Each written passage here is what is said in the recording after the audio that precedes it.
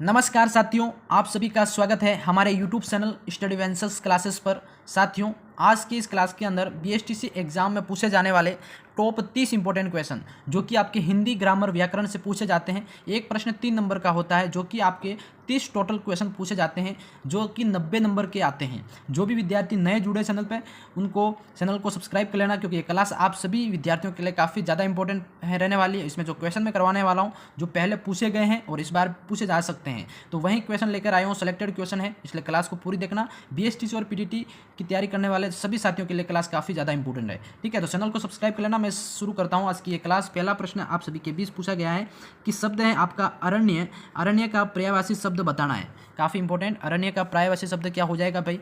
विपिन, बापू, रश्मि या विकट। तो अरण्य का साथियों पर्यायवाची शब्द इसमें कौन सा हो जाएगा? काफ़ी इंपॉर्टेंट सा क्वेश्चन है, इसका आंसर आप सभी को देना है।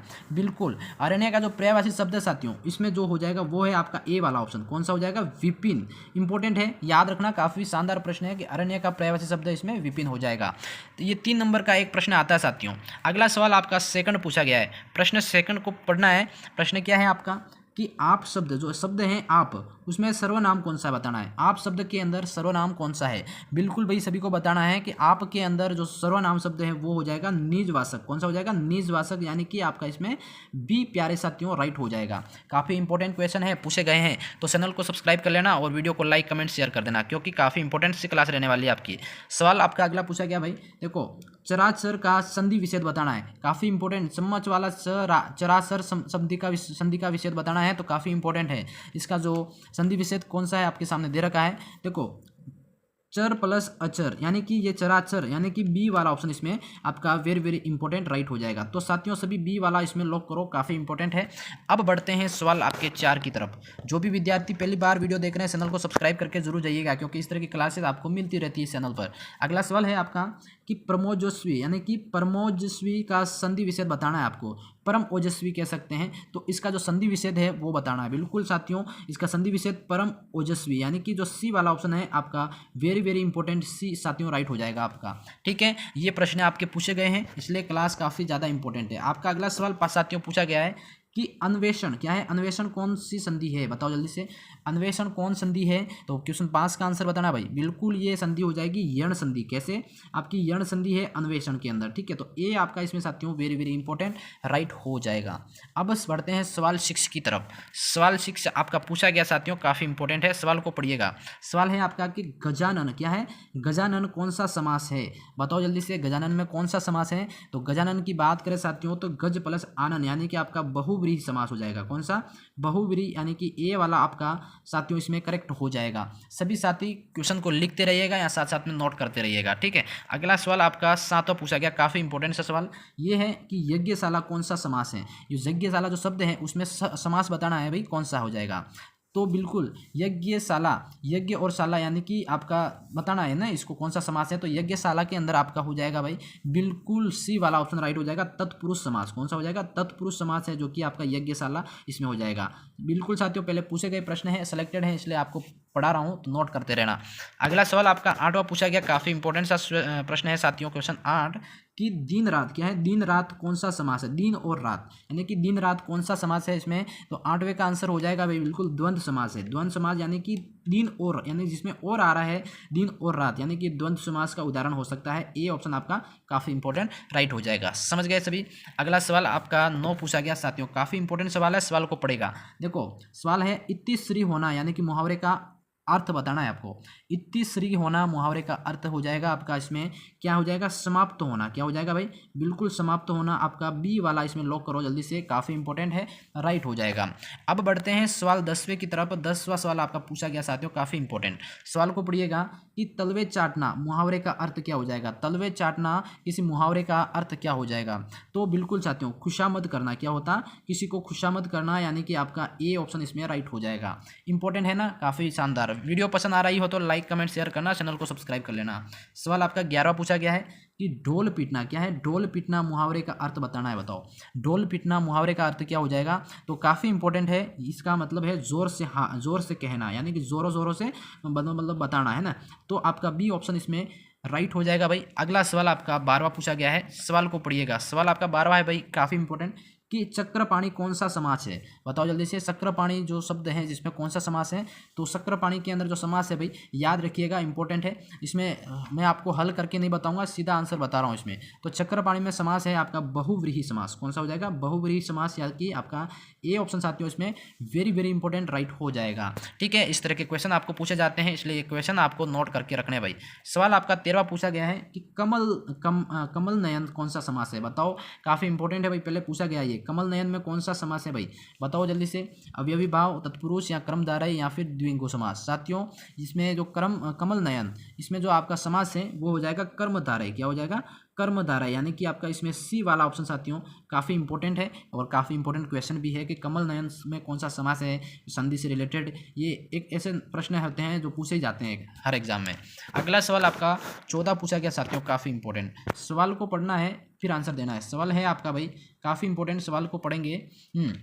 सवाल है कि प्रेम निगमन क्या है, प्रेम निम्नगन किस समास का उदाहरण है, बताओ जल्दी से। 14वें का आंसर देना है, ये हो जाएगा तत्पुरुष समास का उदाहरण। किसका हो जाएगा, तत्पुरुष समास का उदाहरण है प्रेम निम्नगन।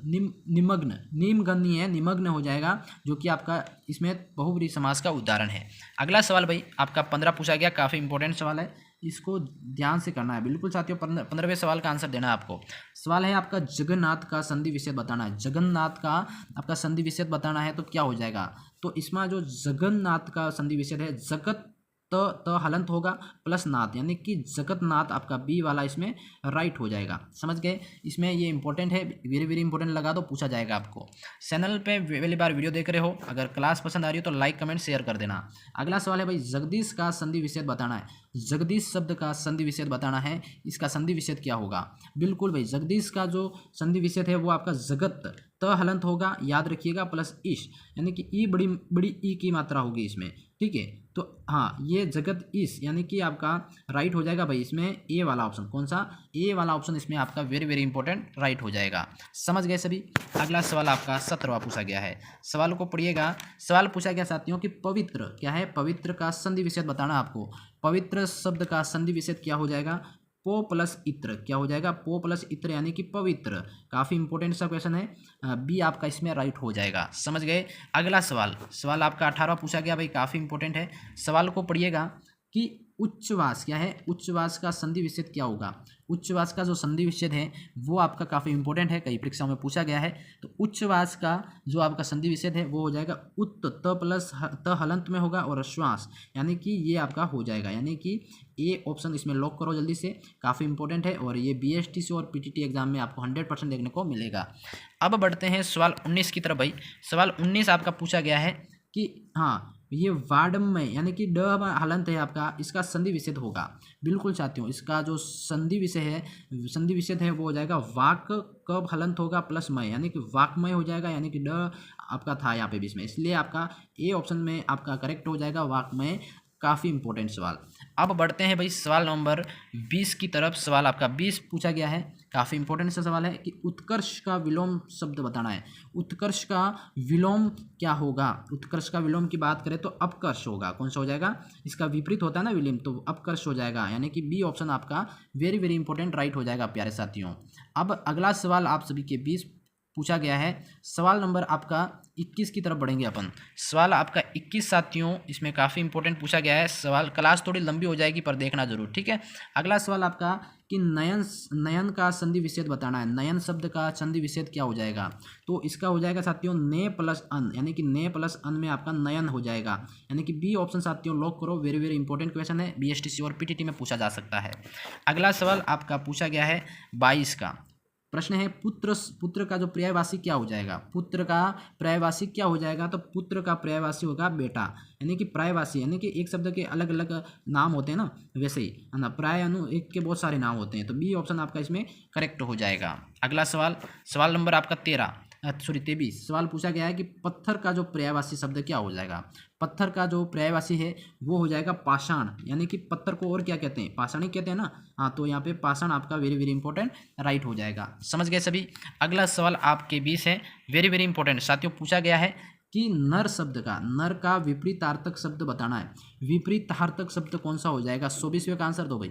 बिल्कुल डी राइट हो जाएगा, इसमें नर का नारी हो जाएगा, यानी कि उसका विपरीत अर्थ का, यानी कि विलोम पूछता तो विलोम में भी नारी ही होता और विपरीतार्थक में भी आपका विपरीतार्थक यानी विपरीत अर्थ बताने वाला नारी हो जाएगा नर का। समझ गए? अगला सवाल आपका 25 का पूछा गया साथियों। सवाल को पढ़िएगा कि जिस पुरुष की स्त्री मर गई हो वो क्या कहलाती है? जिस पुरुष की स्त्री मर गई हो तो उसको क्या कहते हैं? उसको कहेंगे विदुर, यानी कि स्त्री विहीन नहीं कहेंगे भाई। जो भी स्त्री विहीन कहेगा या पत्नी विहीन कहेगा या नारी विहीन, ये गलत है। उसको कहेंगे विदुर, यानी कि विदुर नहीं विदुर, यानी कि सी ऑप्शन आपका इसमें साथियों वेरी वेरी इंपॉर्टेंट राइट हो जाएगा। समझ गए सभी? अगला सवाल आपका 26 का पूछा गया है कि कान देना क्या है? कान देना मुहावरे का अर्थ है, यानी कि किसी बात को चुनना, यानी कि सी आपका है ध्यान देना, यानी कि उसमें इंटरेस्ट करना, यानी कि सी ऑप्शन आपका वेरी वेरी इंपॉर्टेंट राइट हो जाएगा साथियों। इसको वेरी वेरी इंपॉर्टेंट लगा दो, पूछा जाने वाला सवाल आपका। सवाल आपका 27वें पर पूछा गया साथियों। सवाल को पढ़िएगा, हृदय, यानी कि हृदय का विशेषण बताना है। हृदय का विशेषण क्या हो जाएगा? 27वें का आंसर दो।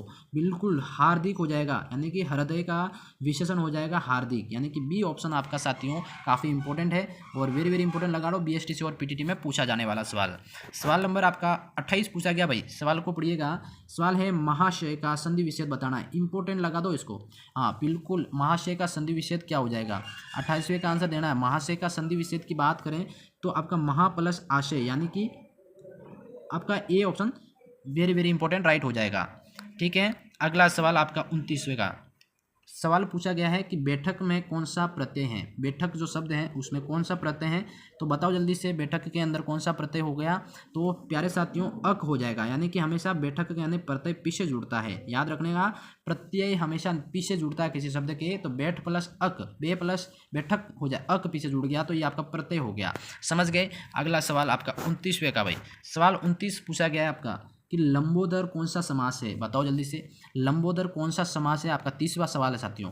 लंबोदर जिसका लंबा है जिसका उदर, यानी कि ये आपका डी वाला ऑप्शन राइट हो जाएगा। काफ़ी इंपॉर्टेंट बहुव्रीहि समास इसमें हो जाएगा, डी ऑप्शन आपका राइट हो जाएगा। मेरे प्यारे साथियों, टॉप आपको यहाँ पे हिंदी के 30 क्वेश्चन करवाए। कितने? टोटल 30 क्वेश्चन करवाए। कैसी लगी कमेंट्स में क्लास जरूर बताना। कितने प्रश्न आपके इसमें से राइट हो रहे थे कमेंट्स में बताना। इस तरह की रेगुलर क्लासेस देखने के लिए कमेंट्स में बता दीजिएगा कि मैं आपको रेगुलर क्लासेस देता रहूँगा। चैनल को सब्सक्राइब कर लीजिएगा। मैं मिलता हूँ नेक्स्ट क्लास में, तब तक के लिए जय हिंद जय भारत मेरे प्यारे साथियों।